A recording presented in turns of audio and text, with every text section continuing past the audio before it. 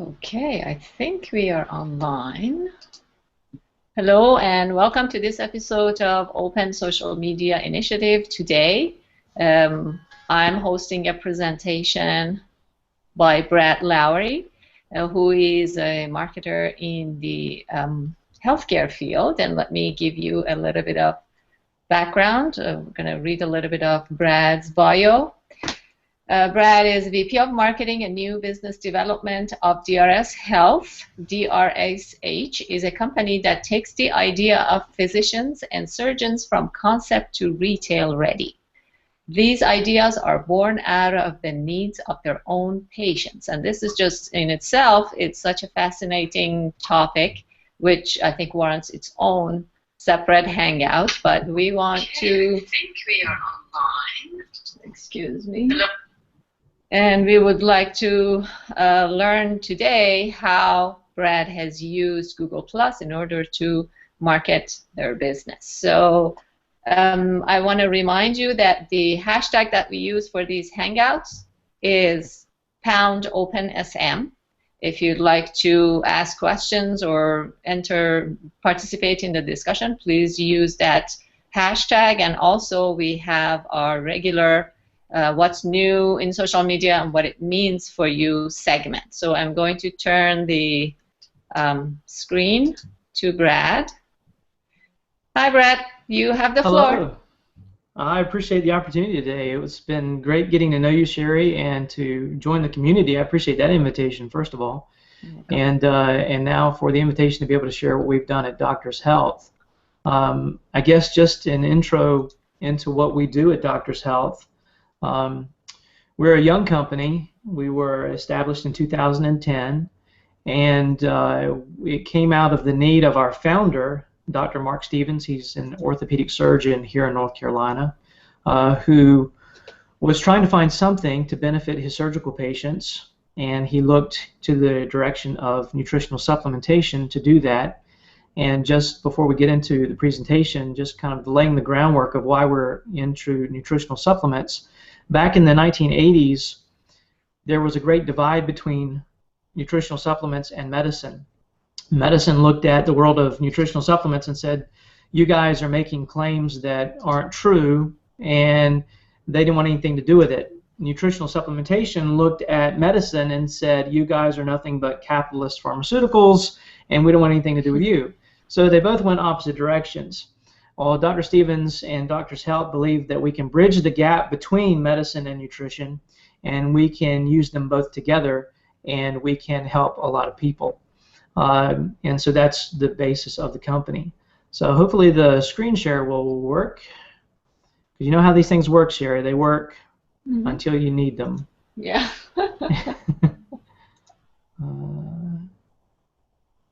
Where did it go?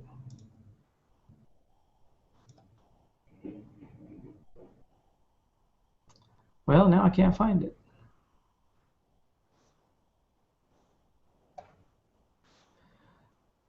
All right. Well, Sherry, it's not wanting to share my screen. Why don't you just click out of screen share and click in again? Okay. Sometimes that works. Yep. It was working a few minutes ago. Yes, it was. Oh, we promise. We checked it. We tested it. We checked it. We tested it. Well, I am so sorry, everyone.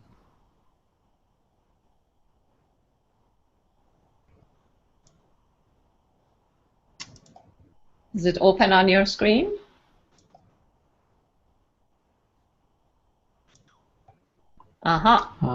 Something's happening, so you gotta choose. It is. Well, it's not wanting to pull up my PowerPoint. While I'm trying to figure this out, I can kind of go through the background of how Doctors Health got involved with Google+. Yeah. The way we got involved was back in November of 2012. We had an introduction to Google+ through Mark Traphagen. And ever since then, Mark Traphagen, who's a great SEO presence here on Google+, has kind of coached us along. One of the other Come on. So with Google Plus, we were introduced to this new format where content was valuable. And for us at Doctors Health, Facebook really wasn't something that benefited us because of the format of our company. So we really hadn't given much thought to social media until we came across Google Plus. And we found that with Google Plus, because they dealt with content, we then could give or put our voice out in social media to benefit the company. And our initial purpose was we needed a platform where we could brand the company. And I'm so sorry, this is not working. Yeah, it's not coming up at all, Sherry. That's okay. You can just tell us. All right. So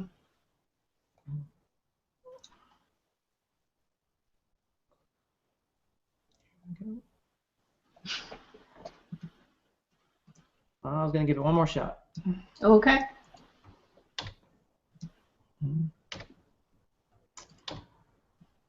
So with Doctors Health, we were established in 2010. We had a choice of either going retail or going online. It was when we came to the point of Google Plus, we really had come to a crossroads. We had had an opportunity to get very big into retail. Our initial opportunity was with Walmart. Very unique story how a small company had an opportunity to be introduced to a very big platform. The story basically was that their nutritional buyer was looking for products that were medical related in her nutritional set that could benefit the consumer. We as a company, being very young, being very small, weren't ready for Walmart. But they did give us an opportunity to do a year-long case study with them within about 50 stores. And so we really looked at how our products would work on their shelf. At the end of that test market, we had a choice. We could accept a $180,000 purchase order from Walmart to go national, but we would have to back that purchase order up with a $3 to $4 million marketing plan. And as a company, we just weren't ready to do that. And so we turned away from retail back to our main focus of e-commerce and our online marketing. And that's where we really started pressing forward with Google+. Now, how does this involve healthcare? Well, Doctors Health is very closely involved with healthcare. We have a very broad medical team filled with orthopedic surgeons, neurologists, cardiologists, OBGYNs, we have physical therapists, we do have nutritionists, all of those involved. So we have a very extensive medical team. And so Doctors Health is in this middle ground between what we do in nutrition and being very closely related to the healthcare field. We believe that online we could bring those two worlds together with the platform of Google+. Brad, can I interrupt you for a second? Sure. I have Brian Vicker is giving us a pointer. He says, when he first shares screen, it will have the Google Plus window up. He needs to collapse the window, which will look like it is doing an infinite loop, and pull his PowerPoint. He then can put it into slideshow mode. Does that make sense? I think so. Thank you, Brian, by the way. Then, oh, we lost Brad. We lost Brad. We have to invite him again. I'm having issues with our line today, our lock. So thank you for being patient. Oh, Brad is back. Let's see. Oh, here he is. Hi, Brad. Hello. What happened? Hello. You were kicked off. I don't know, but I got my screen share back. Okay, awesome. All right. Are we there now? Okay, so what are we looking at here? All right, let me get back to where we're going here. Okay. And it would be okay to start from the beginning, because... Okay. Yeah. Well, Doctor's Health, Bridging the Gap Between Medicine and Nutrition, we've already discussed that. This basically was a presentation of the future of healthcare marketing as a case study. This is our founder, Dr. Mark Stevens. He's an American Board Ortho, American Academy of Orthopedic Surgeons. He's on the AMA Advisory Task Force, and many accolades. One of the unique things about him is he's one of the few surgeons who holds both the top world American surgeon awards. He's seen over 60,000 patients and done over 66,000 surgeries. Wow. We are a small company with big goals. As I mentioned before I dropped out, here's a list of our medical team, some of the specialties that Doctor's Health is able to take advantage of. And we look at those specialties as a bit of our market. Right now, we have products that could handle a number, like I'm showing here, of 340 million opportunities. There are 170 million annual surgical procedures. You see 54 million diabetics in our nation, and so on. Now, that big number of 343 million, of course, there's not that many in the U.S. population because some of these overlap. You can see very briefly there some of the products that Doctor's Health has formulated with our physicians and are now bringing those products to the market that you see. This is a reason why we are choosing to go online instead of retail. The majority of supplement sales go through the retail outlets, but the fastest growing channel is online. You can see the growth here right now as of 2012 was a 15.3% growth rate on the internet for the purchase of nutritional supplements. And so, as I mentioned before I dropped off, financially our company is not in a place to go national with retail. And so we focus now upon our online market, and that's why we're so involved with Google+. I also wanted to show this graph because this has a lot to do with how Doctor's Health presents our platform on Google+. There was a recent national study that provided the reasons most Americans purchase supplements. And the reasons were, number one, they wanted to improve their overall health, and number two, they wanted to maintain their overall health. So I made the decision that all of our content online would focus around these key phrases.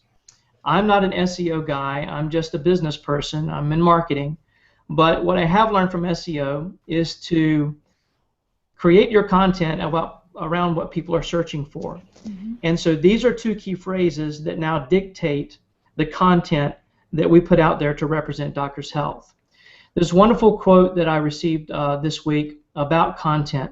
Well-written, well-researched content that addresses specific needs and concerns of potential customers, that answers their questions or teaches them something, establishes an aura of authority around your business. So that has been the foundation of the content that Doctor's Health wants to provide. So there are two words that we've taken as our mantra: content and engagement. And as we were introduced to Google+, these are the two things that we have desired to do. So this is how we built our program. First of all, we established profiles not only for our management team, but also for the physicians who are on our medical team. And so we have a profile for Dr. Stevens. We have a profile for myself. We have a profile for Dr. Perez, for Dr. Foster. Now, this is an ongoing experiment because these physicians do not have time to handle a profile on Google+. And so what we are having to do is create a profile for them and then either ghostwrite for them or establish interns to handle their online profile. And so that project is growing. But the significant profiles on Google+ have been mine, my associate Joe Napolitani, and also Dr. Mark Stevens. We also know that Google+ provides us the opportunity of a business page, and so we created the DRS Health business page. Now, on our personal profiles, we will post personal information. We will post things that have happened to our families. We'll post pictures about our vacation. If you like cats, there's Catterday. You know, there's all of this available in your personal profile. But on our personal profiles, we try to mix in with that support for the DRS Health business page. And that gives the DRS business page support, it gives it a foundation, and it also gives it validity within Google+. And so that's how we began our this experiment with Google+. We didn't find our niche, so to speak, or our greatest success until communities were established. The very day that communities were opened up, I received a phone call from my colleague, Joe Napolitani, and he said, we have an opportunity here with communities. So I began to create communities based around the marketing numbers I showed you earlier of what was important for Doctors Health and our products. Two communities that took off very quickly were our healthcare Q&A community and our fitness and nutrition community. And there are several things that we've learned. First of all, we believe that communities relate to influence. Before communities were created, we had to go onto Google Plus and we had to search our demographic. We had to look for them. We had to request circling. We had to request conversations with them. But when communities opened up, we could create a community around a topic that we had content for, and people would now come and find us. This changed how we played the game here on Google+. So communities is where we have had our greatest influence on this platform. We've also learned that Google treats communities exactly like a website. You can add links to your community. You can have other websites link back to your community. Not only does the title of your community, but also the categories of your community will rank in search. So we began to explore that our influence wasn't as great in profiles as it could be within Google Plus communities. Another thing that we learned is that if your community is created by your business page, Google puts this great little graph up to the top right-hand corner of your community that says created by your brand, Doctors Health.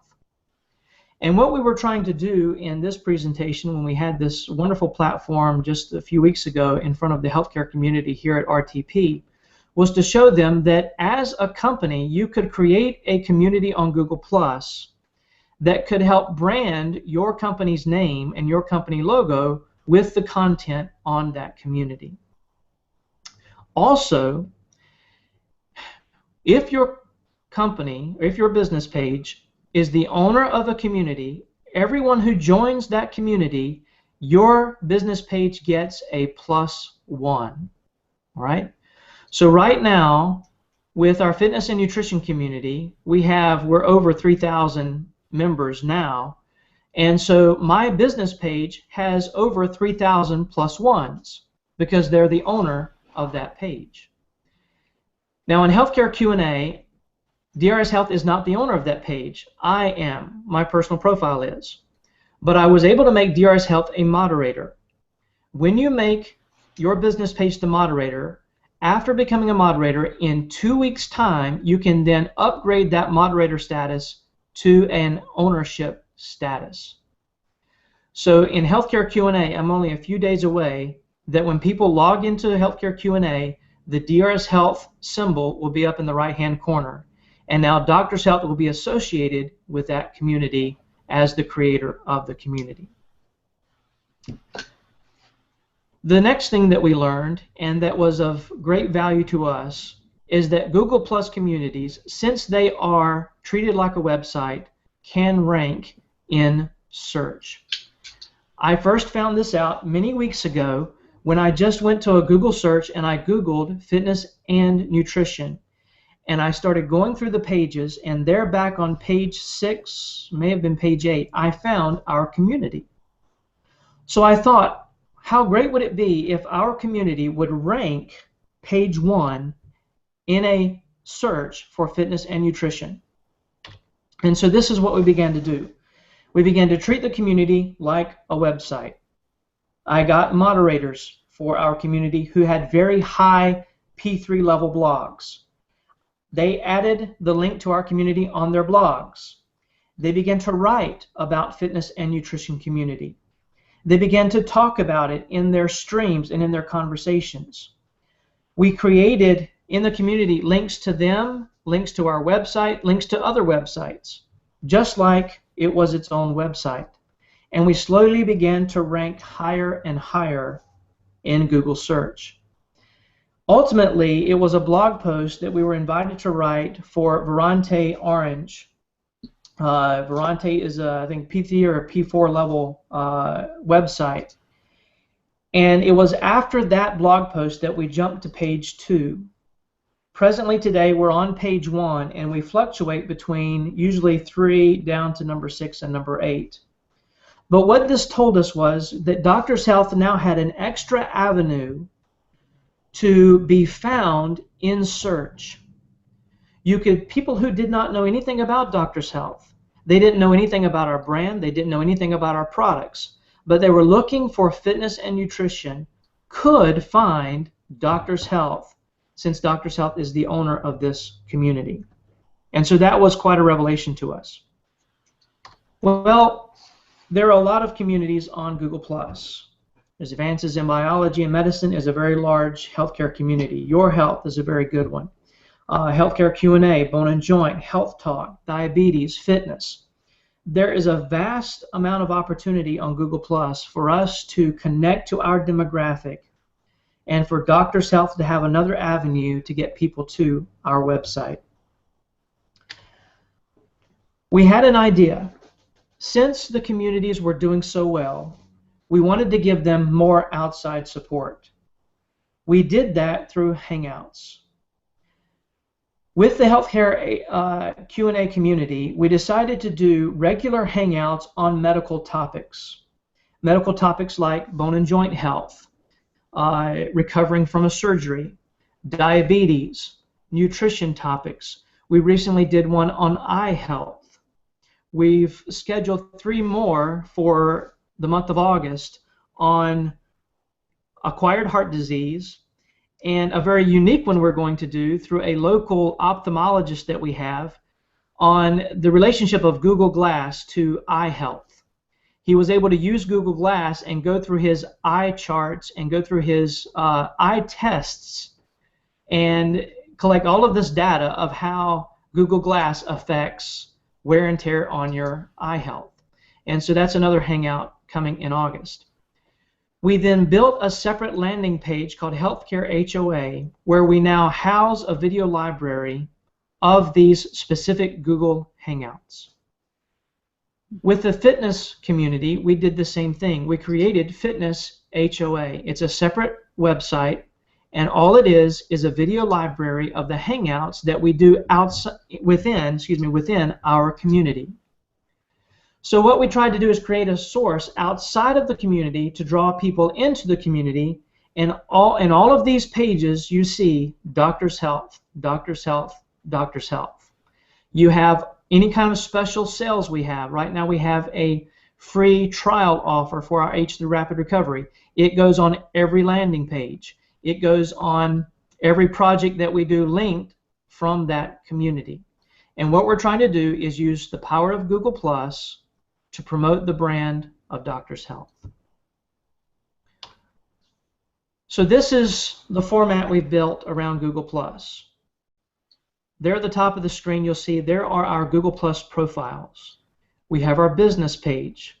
We have our communities. On the other side we have our home page of Doctors Health. We have our blog, and we have the landing pages. And all of this now is linked together in the central location of the work we've done on Google+. Now, if Google Plus was like Facebook, you know, everything you do in Facebook stays in Facebook. But it's not. Everything you do on Google Plus is out in search. So we felt that through this avenue, we could now have an advantage over larger companies who are in the same platform as we are in nutritional supplementation. Now, what did it mean? What did it matter for Doctors Health? As a brand, Doctors Health was in competition with many other DRS health companies. There's chiropractic companies with the name Doctors Health. There are other biomed companies with the name Doctors Health. And when we first started, we were ranking second and third page, not to be found. But since our work on Google+, Doctors Health now ranks page 1, and we typically take number 1 through number 8, some type of identification mark for Doctors Health. This also benefited our physicians, and I want to use Dr. Stevens' name as an example. Through a secondary association with Dr. Mark Stevens being the head of DRS Health, he now also is ranking. If you put in Dr. Mark Stevens, he dominates the first page, number 1 through 12. But you'll notice in that frame, not just him, but references to him being a part of our medical team. On the second page, you see interviews that were done with Dr. Stevens by Diabetes Health magazine. Hangouts that we did with Dr. Stevens, one of the first ones we did with Blythe Metz on nutrition. And you'll also see there at the bottom, Mark Trephagen did a story on Dr. Stevens, and that also ranks in search for his name. Now you're searching for his name not in relation to Doctors Health, not in relation to Google+, but he now has this secondary benefit for his own personal name and his own personal practice. I also want to mention here something that has developed very recently. Reference ranking is starting to take the place of linking. Just a simple reference to a community or to a website or to an individual is beginning to influence how they're found in search. That's very, very valuable to us, because now people who are hesitant to add a link to their blog or to their website in our behalf are very willing to make a reference to who we are and where to find us. So we have interviews, YouTube shows, references from top Google+ influencers, all raising awareness or raising the branding worth of Doctors Health and even Dr. Mark Stevens. What we also see is that his very clinic benefits from our work as well. When we look for an orthopedic surgeon in Smithfield, North Carolina, and Smithfield has its own hospital, they have clinics, orthopod clinics from Duke, from UNC Health, so it's a very hefty medical community. When you type in orthopedic surgeon in Smithfield, North Carolina, Dr. Mark Stevens comes to the top of that search. Not only does he benefit, but his clinic benefits to the right-hand side, Triangle Orthopedic Associates, which is his clinic. A person now is able to find their clinic description, their address, their Google map, their phone number, and their hours of operation. Before we started our campaign on Google+, none of this would come up, page 1, number 1 in search. And so Google+ has not only benefited Doctors Health as a brand, but it has benefited on a secondary and even third, Dr. Mark Stevens' name and his clinic.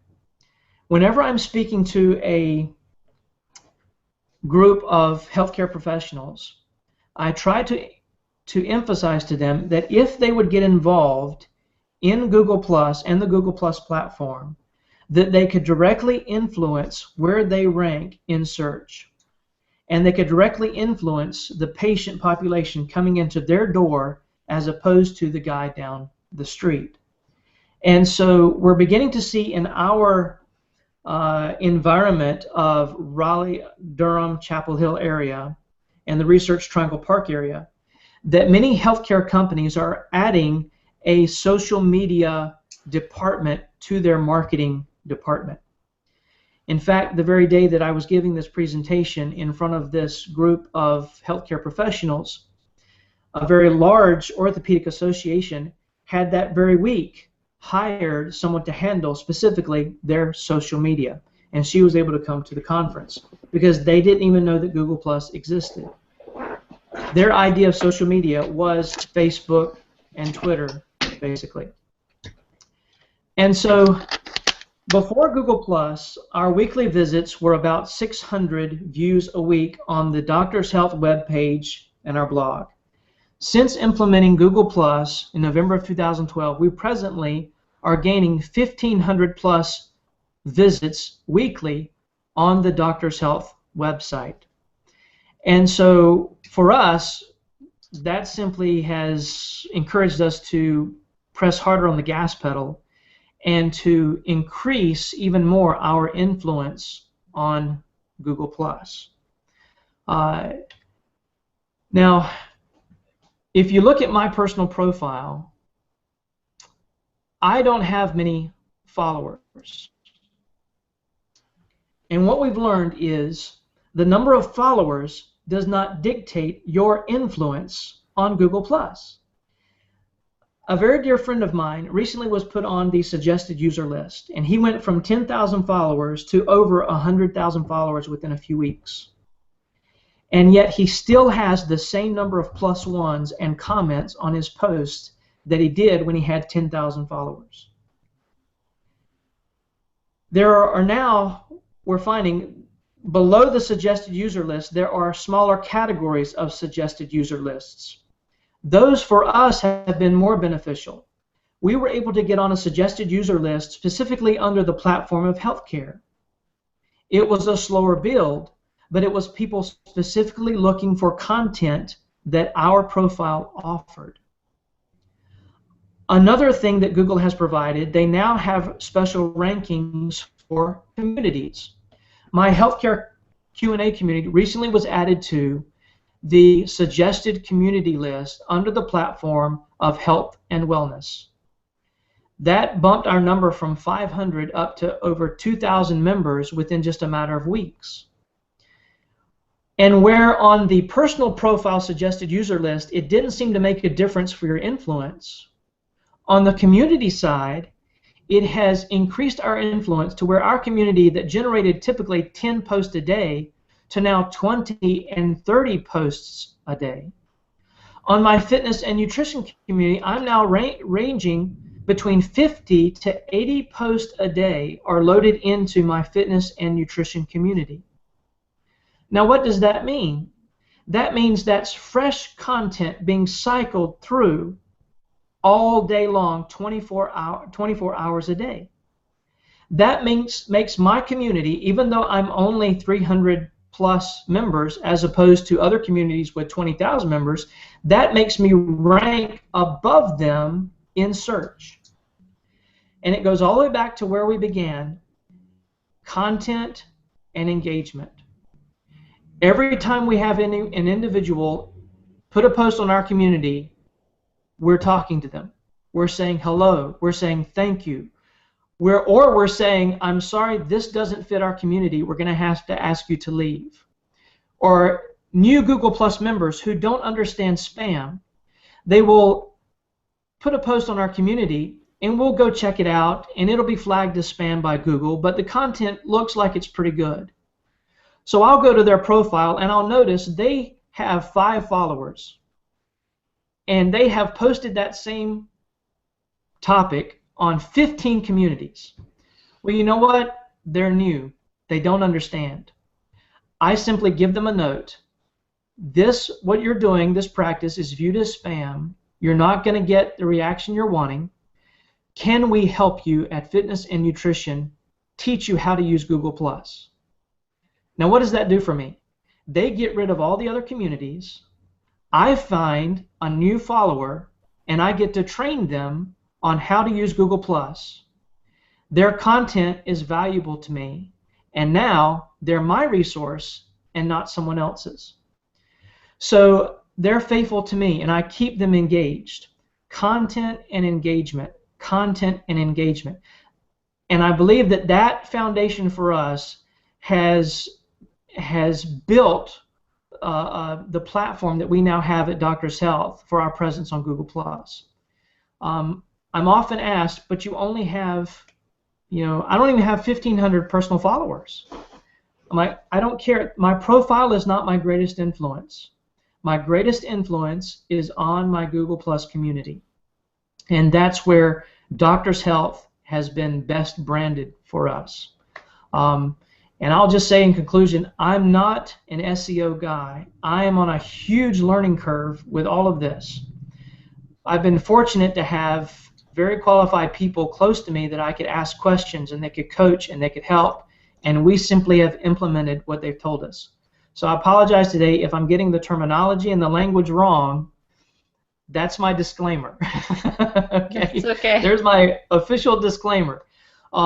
But what we have been able to do is apply these tools to a very small nutritional company in Doctor's Health in Benson, North Carolina, and be able to outrank some of the biggest nutritional supplement companies out there.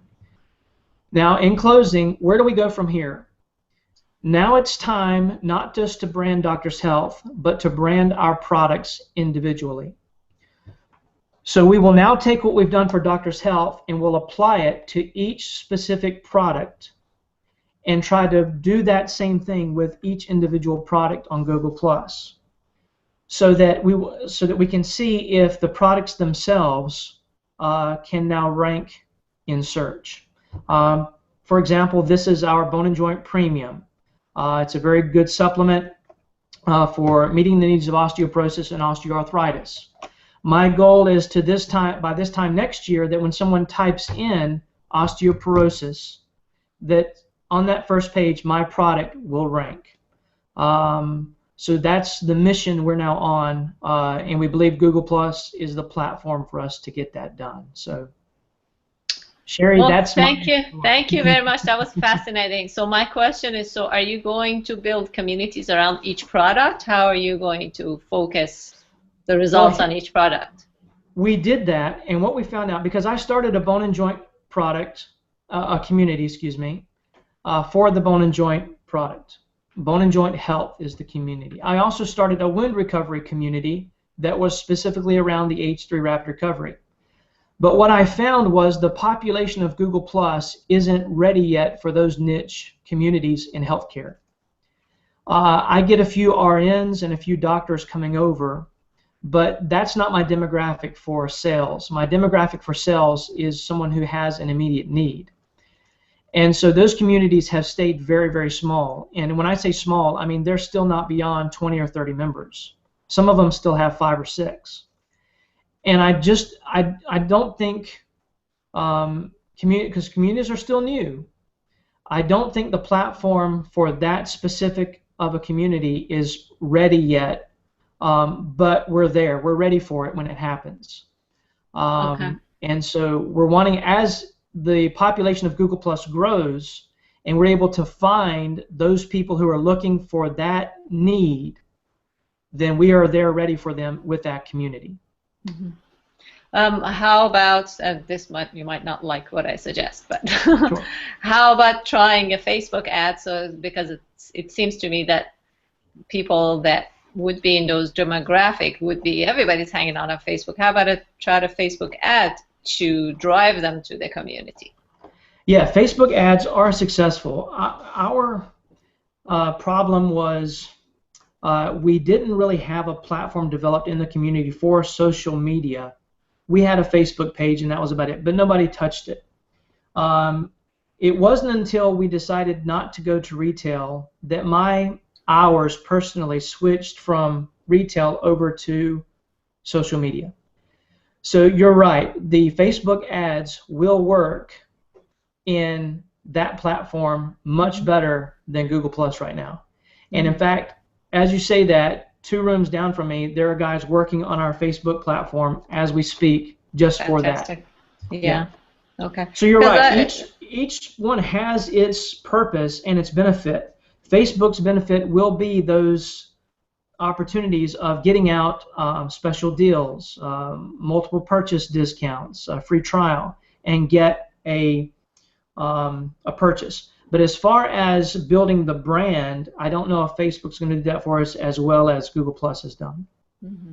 In terms of ranking on Google search, right? Mm-hmm. Yes. Okay, because on Facebook you have business pages which are public, and So there is sort of, I know the chances are much lower rather than having a community, but there is that opportunity on Facebook. There's also public groups on Facebook. And it seems to me that when you think about specific target people, I'm glad to hear that you are also considering the Facebook platform, because yeah. And I'm a bit jaded with Facebook, and so I don't know. I'm not a cat person. I always tell people that, and so and that was and you know, to my ignorance, Facebook, that's what Facebook was to me. And so when I found Google Plus, suddenly I had this platform for content, and I'm a research guy, I'm a content guy. Mm-hmm. And so very recently I've had to re-educate myself on the value of Facebook. Mm-hmm. Early on in Google Plus, I was jumping on the hate Facebook bandwagon. I mean, I was there. That's not a good bandwagon. No, well, I realized that because I began to have businesses contact me on Google Plus and say, we get what you're saying, but you know that right now 60% of our online business is coming from Facebook. Mm-hmm. And I was like, whoa, I like that number. I want that number. And so that's when we began to refocus on how we use Facebook. Good. So hopefully, maybe in a few months, you come back and tell us your Facebook success story. Sure. Hey, I'm all about success. That's great. Awesome. Now, I wanted to emphasize, and have a few questions, and I'll open it later to the audience and anybody who wants to leave a question on our event page. Just wanted to emphasize something which I thought was fascinating. You mentioned that if you start a community and people join the community, and if the brand page is the owner of that community, every time somebody joins, you get a +1 on your brand page? Yes, I didn't realize that until recently. I went to our brand page and suddenly I had 3,000 +1s. And I was like, where did that come from? Because that seemed to be overnight. And it happened the day that I added Doctors Health as the owner of the community. Wow. So every member in your community automatically gives you a +1. Amazing. So that is a big help. So that's when I began to add Doctors Health to all of our communities as one of the owners, so that I could beef up my +1s. Okay. Because what I was looking for was when people came to my business page and they saw that I had 200 +1s, okay, they're not all that. You know, they've only got 200 +1s. But if they visit a business page and they see that they've got thousands of +1s, then there often is an association of value to the level of +1. Yeah. And so I wanted to present that my business page has value because people have given me a +1. Now and that's all about perception, and we know that. That's the part of the game. But that's the perception we wanted. Yeah. Now, it seems like that you started communities, and you might not have done this purposely, as a person, and then you handed over the ownership. Was that strategic, or was it because? Honestly, it was because I didn't know what I was doing, Sherry.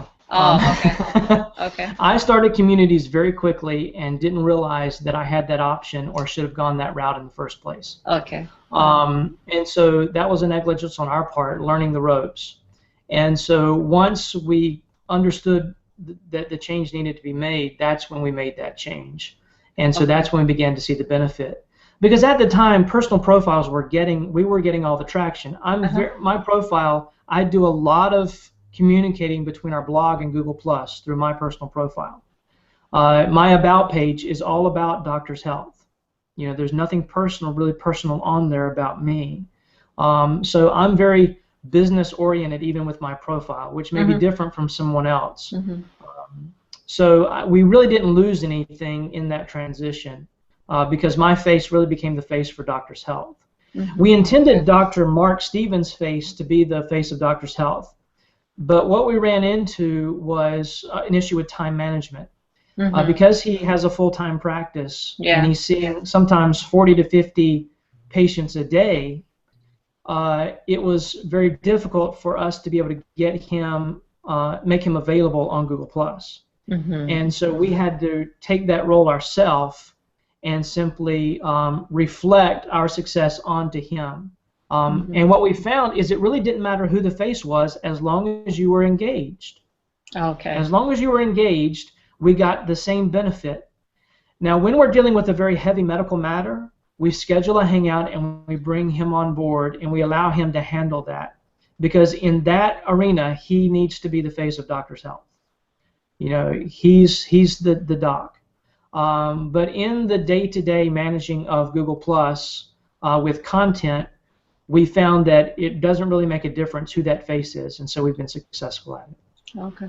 Now I have a question that is sort of might be a big can of worms, so I'm going to save it and ask after other people have asked questions. And what I want to make sure that I understand the process that you took to be so successful. You started with what it is your audience wants, what it is that your audience searches for. You created a high quality content around that topic, and then you took to Google Plus and started your profile and the communities.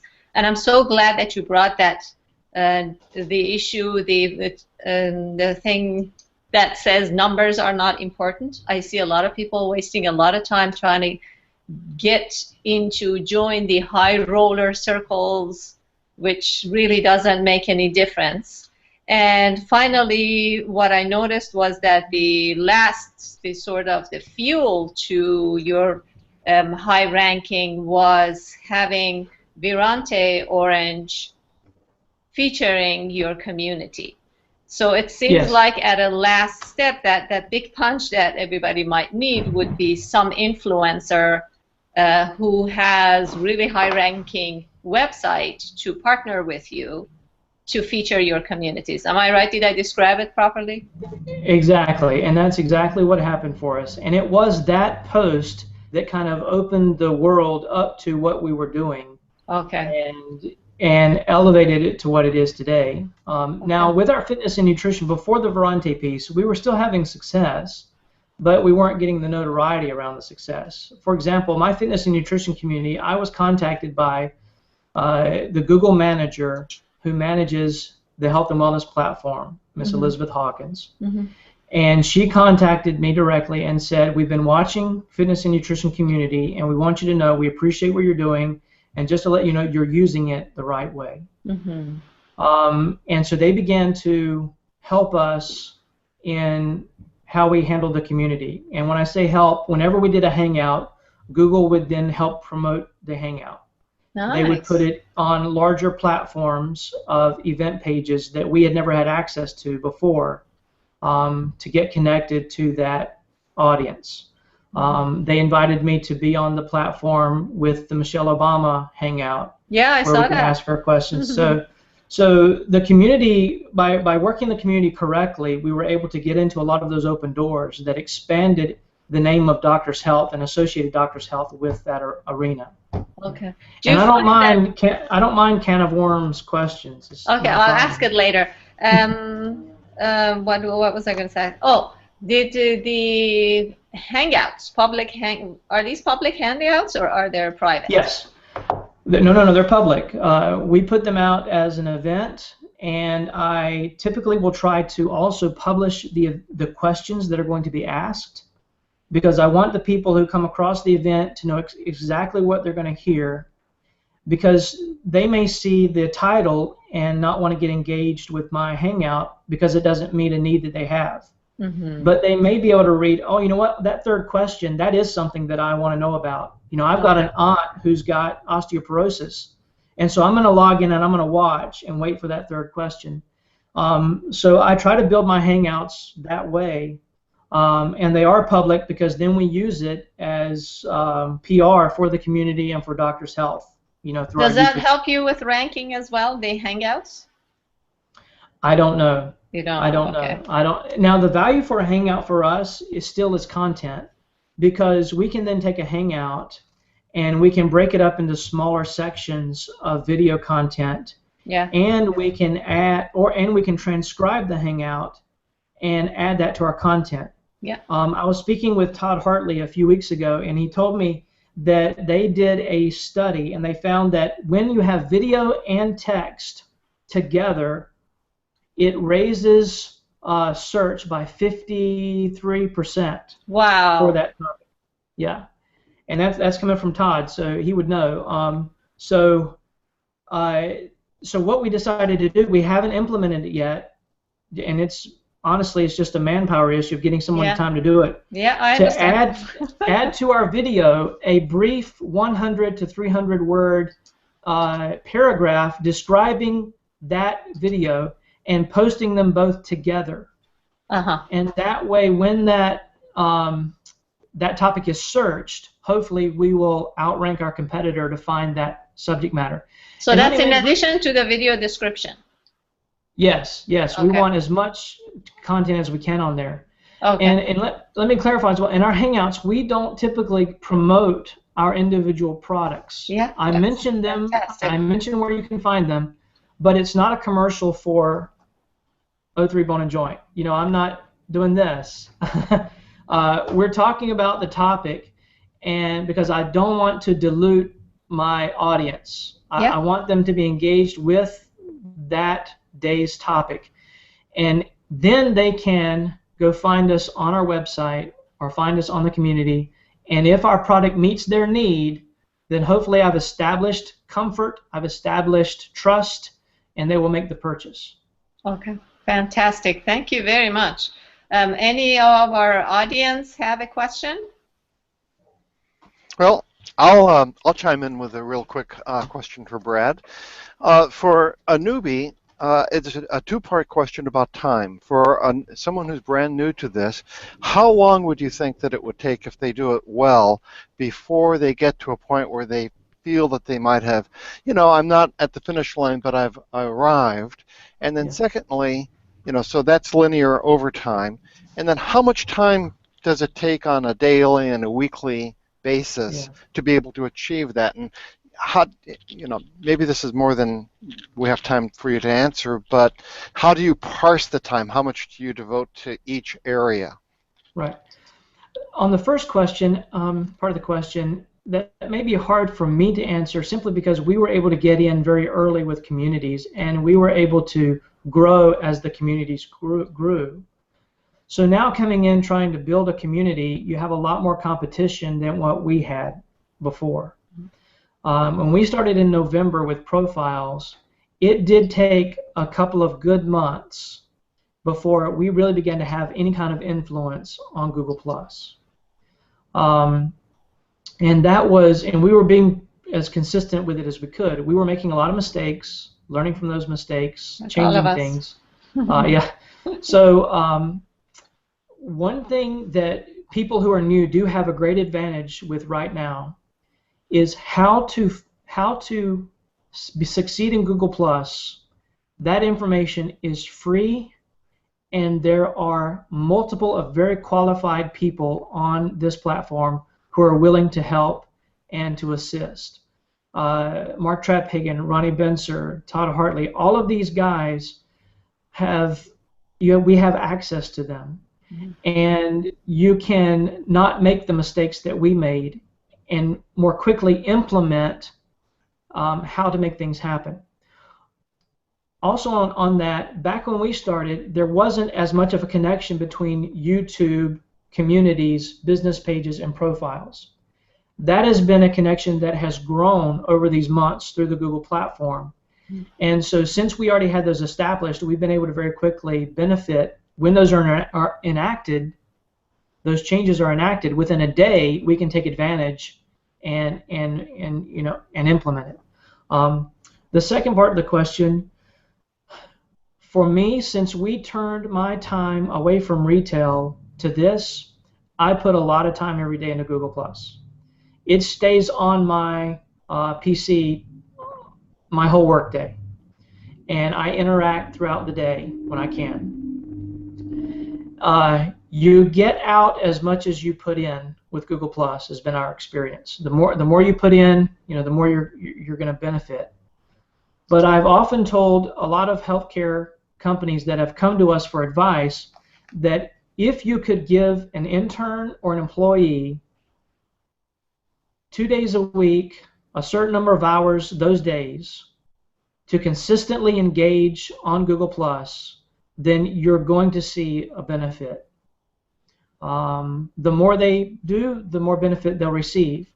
But it is a platform that can be handled by an intern. It's a platform that can be handled by a lower level employee who understands social media.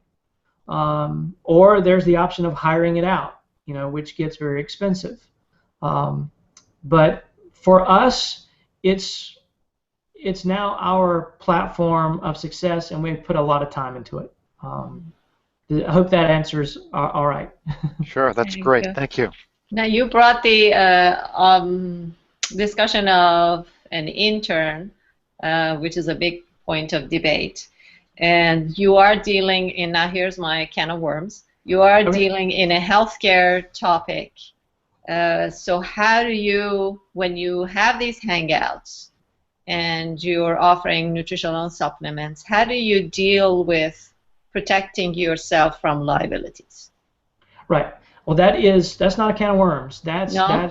No. That's legit, exactly the conversation you have to have before you go into this. Okay. Because we have in our company a representation of a medical board. These guys all have their own practices, they have their own companies, and we have to be very careful. And so we have to go into these hangouts understanding that a lot of our conversation is going to be in generalities. Anytime I have a physician on, we have to be very careful that that physician, in his engagement with us or with someone on the hangout, is not crossing that line where he now is responsible as the physician of that person. So but does that make hiring an intern that knows nothing about medicine or these boundaries that they have to keep more tricky? Right. Well, that's two different things we're talking about. When I'm talking about an intern, I'm talking about an intern producing content. They're the content producers. They're not the individual on the hangout interacting and engaging with the individuals. An intern role would be the role of, all right, today I need 3 topics about healthcare. I want you to give me 300 words on hip replacements. I want you to give me 300 words on vitamin C. I want you to give me 300 words article with clinical studies backing it on why vitamin D is important for bone health. So give me a profile of an intern that would fit what you just described, because that seems like it requires a high level of expertise if you're going to write about things like that. Right. Well, it may not be. They may be a ghostwriter for someone else. I put out content all the time on medical issues, but I'm not the one who is originating the topic, the content. I will talk about, for instance, I'll write a piece on how B12 increases the benefit of enzymes for wound repair. Mm-hmm. And I'll simply write a piece that has clinical data backing it. Mm-hmm. I'm not creating something new. I'm not reinventing the wheel. But you have to understand what you're reading about. See, the thing is, the word intern is a very sensitive word in our industry. Right. When you talk about intern, and people say, "Oh, just hire an intern," and people immediately think of somebody fresh out of high school, or their cousin, their younger cousin, or somebody fresh out of college who doesn't have real-world experience. That's why I would like you to profile a type of intern you think would be suitable for an healthcare industry. All right. Yes, thank you for clarifying, because I get tunnel vision here with my environment. That's okay. My typical intern that will help me is I will go down here to Campbell University, and I will get someone in the pharmaceutical department who is on their way for a master's in pharmaceuticals. Okay. I will go to UNC, and I will find someone who's in their PA department. So they're involved in healthcare. They're 3 years away from being an MD or 3 years away from graduation. Okay. Mm-hmm. And so that's the type of intern I'm looking for. Yeah, I'm not talking about a high school kid who took biology, right, or made straight A's in biology. Mm-hmm. No. So for us, yes, we do have to really do our homework when it comes to who's doing our writing for us. Mm-hmm. Now, to date, I handle most of that role of the writing, and as the company grows, we'll be able to bring those on. But for the demographic for our intern, yes, they do have to have a medical background. Okay. All right. Thank you for clarifying that. Mm-hmm. And are these paid internships or no? Not if we can help it. Okay. So that would I tell you what. Well, let me tell you what we do. I tell them if we're going to write and we're going to give them their own authority on our blog, I tell them make this a part of your CV, make this a part of your resume. Yeah. That you now have an authorship online under this specific topic. Mm-hmm. And on your resume, when you go out to get a job, you can show, all right, I'm already well known on Google Plus that I'm authority on this topic under the banner of Doctor's Health. Fantastic. And so that gives them an advantage over another student or someone else looking for that job. And so we have had a lot of success where students are very willing to do that for us. Mm-hmm. Mm-hmm. Okay, so they're actually not they don't play the role of a ghost writer. They actually have an identity. Not in that sense. No, not in that sense. Okay. No. Good. Well, let's hope that every other industry follows this careful line of hiring interns, because that's a very dangerous path to follow. Well, and here's the thing: because content is so valuable, it's very easy to find out. I mean, you can read a post, and you know when you read that post if it was an intern, if it was spun content, or if it was legit. I mean, spun content is so easy to find, to identify. I mean, the flags are there. An intern who's just taking a subject matter and writing, the flags are there. So it has a lot to do with the content of that post you're putting out. Okay. All right. At least what our experience has been in healthcare. If I see a topic on healthcare on wound repair, because of my history with Doctor's Health, I'm very knowledgeable now of that topic. I can go read that post and I know what kind of person wrote it. Just because of the terminology they used or the insights they have. So every industry should be able to know what's going to identify them as good content over, subpar. Yes, yeah. And in your field, I hope you make the emphasis of your interns knowing how to read a peer-reviewed paper and analyze it. And we don't use them a lot. But yes, there is a brief tutorial that everyone goes through when it comes to that. And since they're already in that environment, that educational environment, they already are exposed. They're way beyond the curve there for that kind of knowledge. Fantastic. And there are guidelines to follow to make sure you don't get yourself in trouble when you're trying to make claims or when you're, talking about a topic that may be new to the industry. Yeah. So social media, you have a social media policy? That's a whole different topic.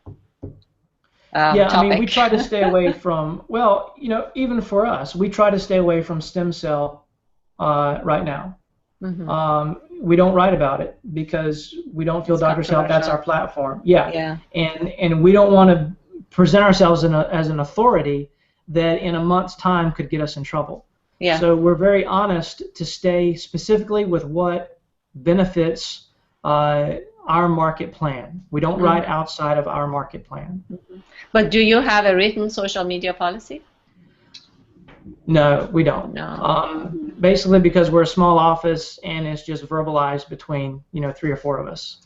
Okay.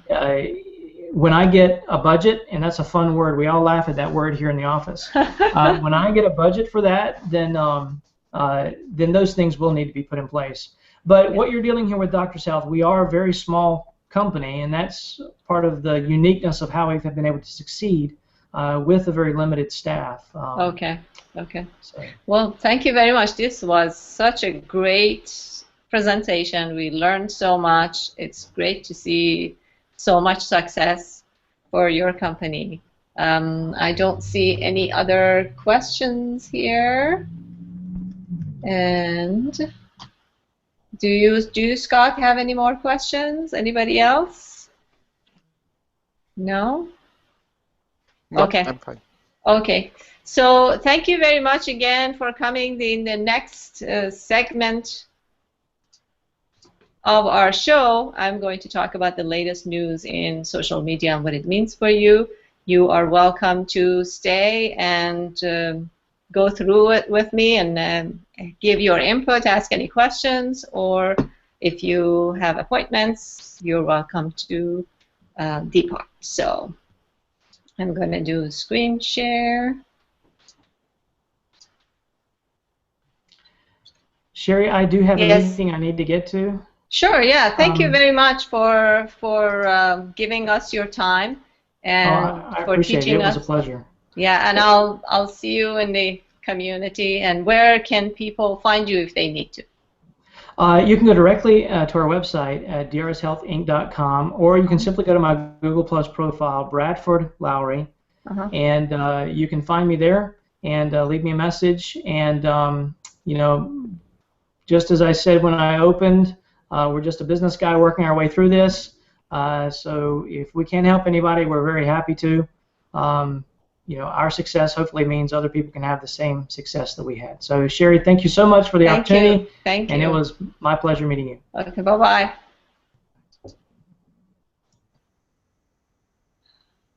Okay, so let's go through it. What's happening in social media? Recently, Facebook has increased the amount of data that they give us in their reporting platform. Previously, there was an ad reporting platform, but now they have given us more data to play with, which I think is going to be valuable. So if you wanted to, if you are running Facebook ads and you wanted to check out your platform, follow this link that I am putting here, and what you would see is something like this. It's a table, and on the left-hand side there are some more stuff.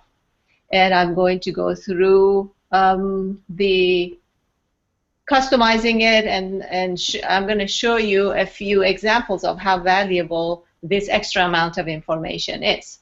So the report is basically shown in a number of different columns, and you get to choose which column is shown on the report. So this is highly customizable. If you want to change the order in which these columns appear, you just drag and drop them, which is fantastic. If you want to look at just a few of your ads that have to do with a certain topic or has something in their title, you just filter for ads that you want to look at, and you can edit the columns, meaning that you can choose what will appear. Now, when the default for the reporting is that it shows you the content, the results for the last 7 days, and it shows you the results for each row for 7 days, and you can customize all of these. So basically, if you're going to do a reporting very frequently and you don't want to come back every time and set these up and customize them, you can create through the edit column, decide which column you want, and then you save it. You can also schedule sending the reports.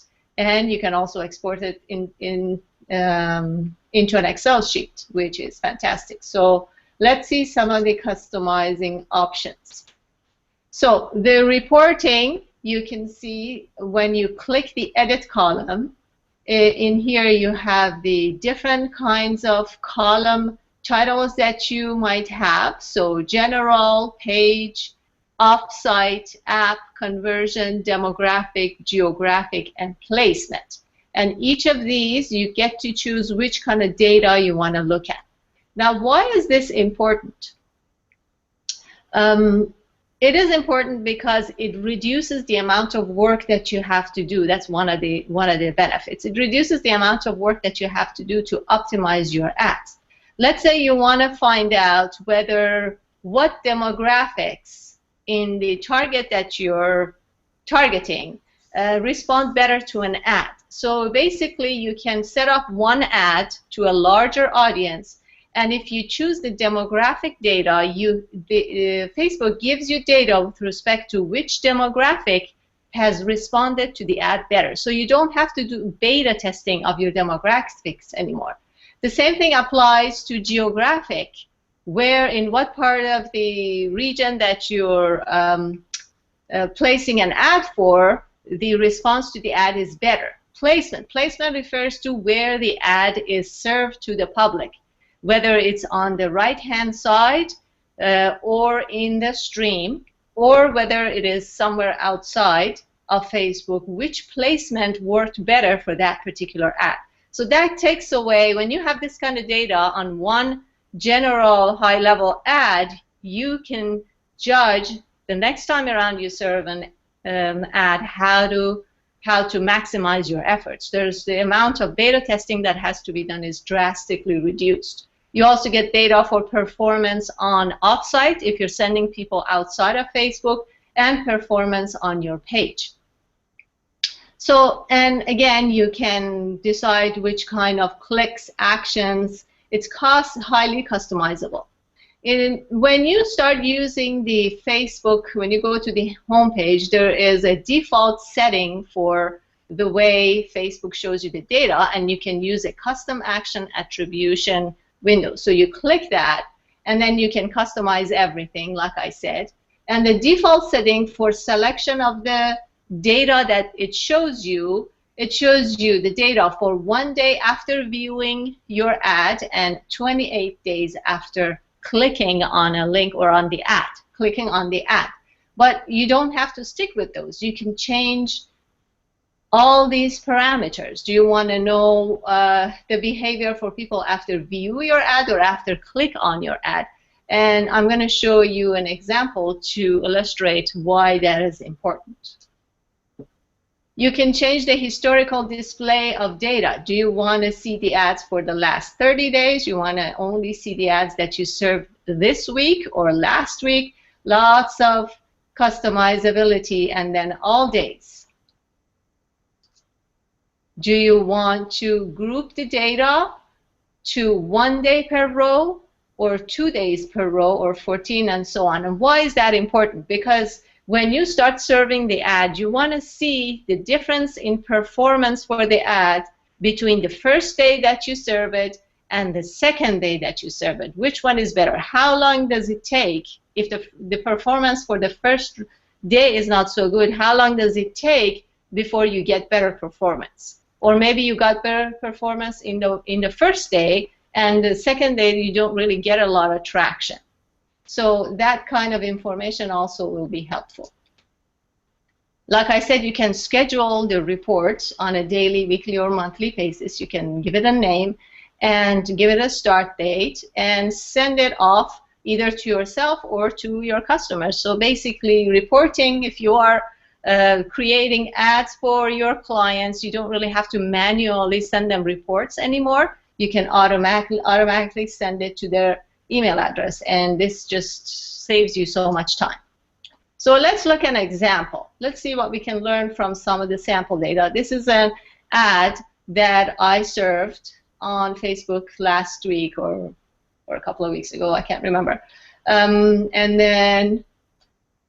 then basically this, I had a little bit of the writing in here, social media, all right, what does it mean, how do you measure it? Then I added a link to a SlideShare presentation on that topic. I made sure that in addition to the ad, I had a nice image and then you have to check your image for that 20% text rule. It can't be, your image cannot have more than 20% text. And you can see that this ad did pretty well. I got 20 likes and lots of comments. But let's dig into the data and see what you got. So what I did, I went to the ad platform, the reporting platform, and chose a number of data that I wanted to see, and then I exported the data into an Excel sheet. So what you see is a screenshot of the Excel sheet. So let's take a look at some of these data. Cost per click on the ad, it's about 27 cents, which is pretty, I'd say, pretty cheap. So now, let's take a look at page likes. And if you can see the hand, I'm hovering around there. Page likes 28 days after viewing, which is 0. Page likes 28 days after clicking, 7. So this ad, which only ran for 3 days, earned me 7 likes. So what is the difference between these two numbers tell you is that good content earns you relevant likes. So people didn't really like the Captive Touch Facebook page until they had the opportunity to look at the content that is served them through that page. This is very important. Next, on the right is post shares 28 days after viewing is 0. Post shared 28 days after clicking. So people only shared the content when they had the opportunity to look at the content that you're serving them. So the lesson is good content earns you shares. Then let's go to the next one. Link clicks 28 days after viewing is 1. Link clicks 28 days after clicking, so clicking on the ad, and then 28 days after people clicked on it and then clicked on the link and viewed the presentation. So it takes, let's see, link clicks is after viewing. So viewing is not enough. People actually have to click on the ad itself. So viewing doesn't give you a whole lot of value. So let's take a look at the next one. Cost per page like, it's about $7. Some people might say, wow, you spent $7 per like, but if you think about it, all of these 7 likes are relevant fans that are interested in seeing the content from Captive Touch. This particular ad was a promoted post, so I just used that boost little button on the bottom of the post, which was served, and this ad was served to my fans and the friends of fans. So my fans are already fans. This doesn't really count them in. And these are friends of fans to which I have no relation to. They hadn't heard from Captive Touch before. They didn't know who I was. And so they are clicking, they are liking the page purely because of the content on that page. This is really important because when you want to attract likes to your page, you want to make sure you attract those that are relevant. Relevance is really important. Otherwise, you just waste your time accumulating a lot of fans that really does nothing for you. So then cost per link click is about $10. It's not so cheap, but I think it's worth it. So why is this worth it? If you take a look at these numbers on the left, the reach of this ad was 8,121 and unique clicks were 147. When you consider these numbers, how much time do you think I would have to spend on Facebook trying to interact with people one-on-one, networking one-on-one, trying to convince them to come and click on the ad? This is a great amount of time, and you know time is money. I always run into people that say, well, I don't spend any money on ads, I just go and a lot of people, they get into the practice of exchanging Facebook likes, which could take an incredible amount of time, and you also end up having people like your page that have absolutely no interest in the content of your page. So to me, those likes that come from those hours that people spend on exchanging page likes has zero value. It doesn't bring you any value. So this is why I encourage people to really give Facebook ads a chance, see them perform for you, and don't just dismiss them because they cost you money, because they work. Now, we move on to another topic, which is again on Facebook. And there's a fun little fact you might want to know, and thanks to Mari Smith, I learned about this. You know, when on your blog, we all have this row of buttons that people can push when they read our content. And the thinking have always been that, okay, if on this blog post, I got 78 likes, because 78, the perception was that 78 individual unique people came to my blog, read it, and clicked the like. But actually, that's not the case. That number that you see is more than just like by visitors. So what does it include? The number actually represents number of likes of the blog URL, number of shares of the blog URL, number of likes and comments on the story generated from the blog URL on Facebook. So it's a combination of all of these. It's not number of unique people on your webpage. So how do you figure that out for your individual posts? you go to this tool, which is a free tool. It's called Facebook Link Stats Checker. And then you paste the URL to your specific blog post and say check, and it gives you a breakdown of share count, like count, comment count, and total count. Okay, so it's a fun little fact. Now, this is the next topic, is how Foursquare is basically changing the way mobile ads are served, and I feel like it's more effective. And it's basically pinpointing the ads to customers when they are ready to see it, and it gives it some context. So what is it? Foursquare serves point-of-purchase ads upon check-ins. And again, I wanted to acknowledge my friend Randy Bowden, because he shared this story on Google+. He's such a good content curator.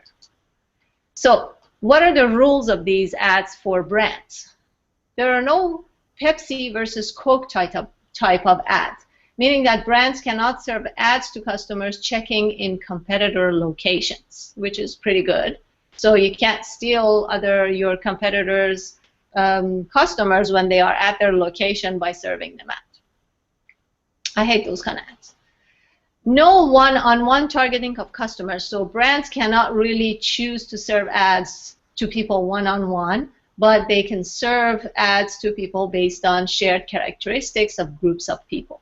So people that like to eat, I don't know, these are groups that Foursquare indicates and you have to choose from. So it depends on the interests of people. So how this works is that if somebody likes to drink pizza once, as soon as they check into, let's say, a pizza location and they check in, all of a sudden they see an ad for a drink. Or so if they had a choice of ordering a drink with their pizza, maybe they see an ad for Pepsi instead of Coke or something like that. So then the motivation behind these kind of ads for Foursquare is to use the big data available on check-in behavior to develop ads with more context, which is fantastic. This increases the effectiveness of ads, and really it serves people ads at the point of purchase, which is closest to the point where you can influence a purchase. So if you can serve somebody a coupon when they are very close to going to that cash register, you really can't beat that, the effectiveness of that. Also, Foursquare wants to use the check-in data to segment customers into interest groups, which, again, this is another testament to the power of all the big data, all this data that we're feeding to social networks. If they use the data to serve us ads that are useful to us and not show us ads all over the place whenever we look up or look down on our phone, I really appreciate it. I think it has value for the customer too. Now I have a plug here for my friend Scott, who's sitting in the panel in the film strip you can see, and do regularly produce Hangouts on Air. And if you are a regular producer of Hangout on Air, you know that especially when there's a good conversation going on, you get lost in the conversation. We all get lost in the conversation, and it goes on longer than we expected.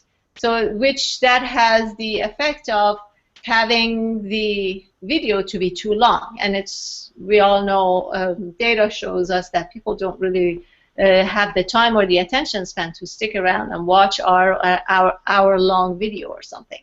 So Scott has created a very interesting service, which is he takes your HOAs, if you choose to choose his service, and he views those videos and breaks them into chunks of useful information, the real individual points of education that people can take from these videos.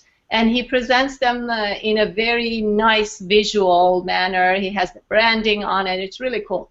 I invite you to follow this bit.ly link and take a look at what Scott has done for my weekly Hangouts. And he's also prepared a nice little commercial or a trailer video for my YouTube channel, which I still have to upload. So how does Scott describe in his own words? First of all, the name of the business, his service is Social Media for Healthier Communities, and Scott says, I will help you revive, repurpose, repackage your Google Hangouts on air or other video by providing you a highlights version of your program, plus standalone segments and URL-rich table of contents. This is really valuable. If you imagine you have a long piece of video, you can break it down, the information.